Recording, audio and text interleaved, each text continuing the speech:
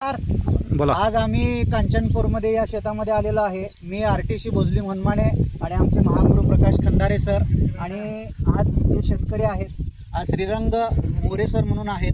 आज बघा 31 मेला हा जो प्लॉट आहे हा प्लॉट पेरलेला होता, हा प्लॉट उगवून आलेला होता आणि त्याच्यानंतर बरोबर 25 जूनला आज याची आपल्या ग्रो मॅजिकची MI स्प्रेची फवारणी केलेली आहे आणि सरांच्या तोंडूनच आज आपल्याला ह्या प्लॉटमधला रिझल्ट बघायचा आहे. सर तुमचं पूर्ण नाव आणि तुम्हाला रिझल्ट कसा आला ते तुमच्या तोंडून आम्हाला ऐकायचं आहे. मी श्रीरंग रामचंद्र मोरे, राहणार कांचनपूर, तालुका मिरज. हे माझा प्लॉट आहे इथं सर्वसाधारण 1.5 एकराच्या आसपास. मी यामध्ये 1.5 एकरामध्ये सर्वसाधारण 40-42 गुंठ उडीद ची पेरणी केलेली आहे. सुदैवाने यावेळी पाऊस जरा 22-23 मेला सुरू झाला होता. तो 4-5 दिवस कंटिन्यू पडल्यामुळे शेतात ओल झालेली होती आणि त्याच दरम्यान पावसाच्या आधीच माझी ह्या शेताची मशागत पूर्ण झालेली आहे. त्यामुळे मला 31 मेला म्हणजे ह्या उडीद पेरायला सगळ्यात लवकर चान्स मिळाला. अन्य शेतकऱ्यांनी कोणीही त्यावेळी पेरलेलं नव्हतं आणि कोण धाडस पण करत नव्हतं की 31 मेला, पण मी धाडसानं पेरलं. त्याच्यानंतरही त्याला अपेक्षेप्रमाणे वेळेत सारखा पाऊस पडत गेला आहे. आता ह्याला जवळजवळ म्हणजे 67-68 दिवस झाले उडदाला. दरम्यानच्या काळात मी 25 जूनच्या दरम्यान त्याला ग्रो मॅजिकची आणि स्प्रेची फवारणी दिलेली होती. याशिवाय ह्या अगोदर उन्हाळ्यात मात्र ह्या प्लॉटसाठी म्हणजे एकरात मी 3 ट्रॉल्या शेणखत घातलेलं होतं.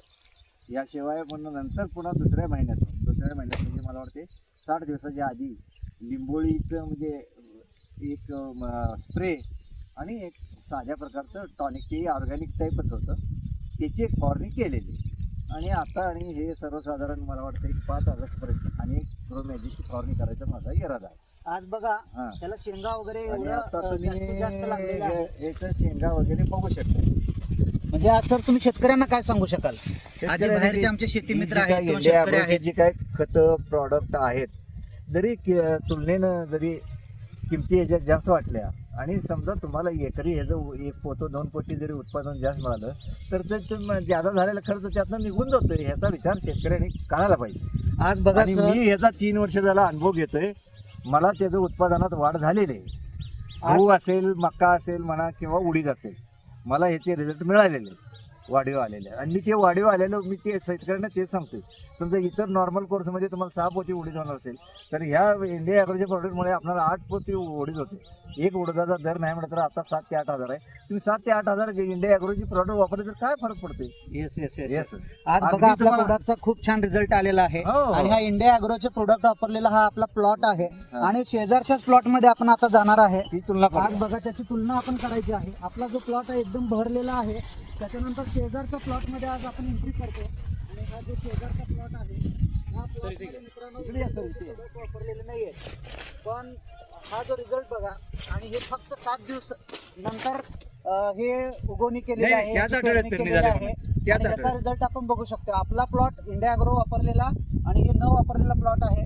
मित्रांनो असे इंडिया ॲग्रो प्रोडक्टचे रिझल्ट एकदम अफलातून आहेत आणि सर 3 वर्ष झालं आज आपले इंडिया ॲग्रोचे प्रोडक्ट वापरायला लागलेले आहेत आणि ते खूप समाधानी आहेत. आणि सर अजून अनेक शेतकऱ्यांना तुम्ही काय सल्ला देऊ शकताय? मी शेतकऱ्यांना वेळोवेळी मला विचारायला येतात, पेरणीपासून विचारायला येतात आणि मी त्यांना खरं म्हणजे हे इंडिया ॲग्रोचा सल्ला दिलेलाच आहे. पण त्यांचं रूपांतर अजून धाडसात खर्च करण्यात यश आलेलं नाही, पण येईल यावेळी नक्की. येस 100% येऊ शकते. सर आपण हॅपी आहात ना? मी तरी हॅपी. जबरदस्त. ओके.